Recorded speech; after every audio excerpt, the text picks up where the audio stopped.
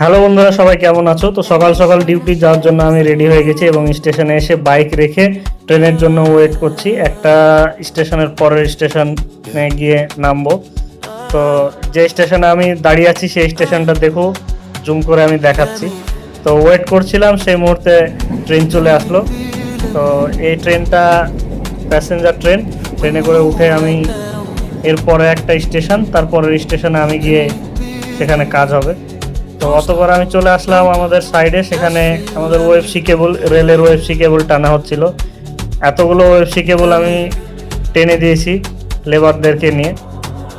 তারপরে একটু সময় পেলাম, সময়ের মধ্যে রিল বানিয়ে নিলাম। রিল বানাচ্ছিলাম আরিয়ান কেলভিন, যে ঝাড়খণ্ডের একটা ইউটিউবার আছে, তাকে নিয়ে। দুপুরবেলায় চানা সাত্তুর সাথে পিঙ্ক সল্ট এবং চাট মশলা মিশিয়ে সেটাকে শরবত বানিয়ে আরামসে খেয়ে নিলাম। আমি দুপুরে এটাই খাই। দেখুন, তৈরি হয়ে গেছে চানা সাতুর শরবত। এবার এটাকে আমি চুমুক দিয়ে খাবো।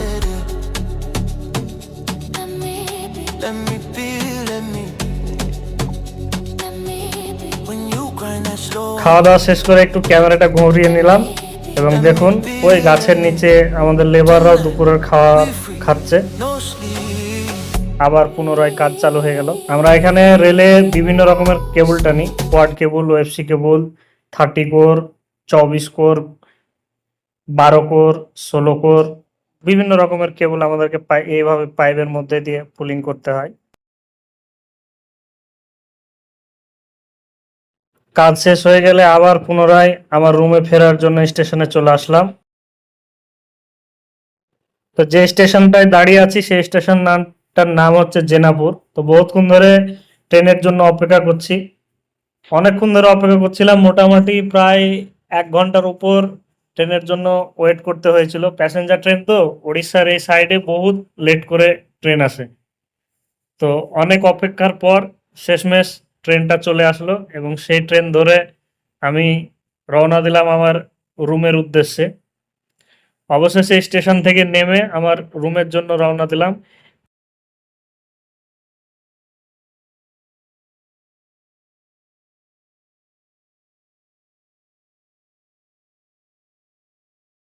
সারাদিন অনেক ক্লান্ত ছিলাম, তাই রুমে এসে চান করে নিলাম। আর কিছু ভালো লাগছিল না, তাই আজকের মতো এখানেই। যদি মিনি ব্লগটা ভালো লাগে সবাই লাইক, শেয়ার ও কমেন্ট করবেন। দেখা হচ্ছে পরের ভিডিওতে।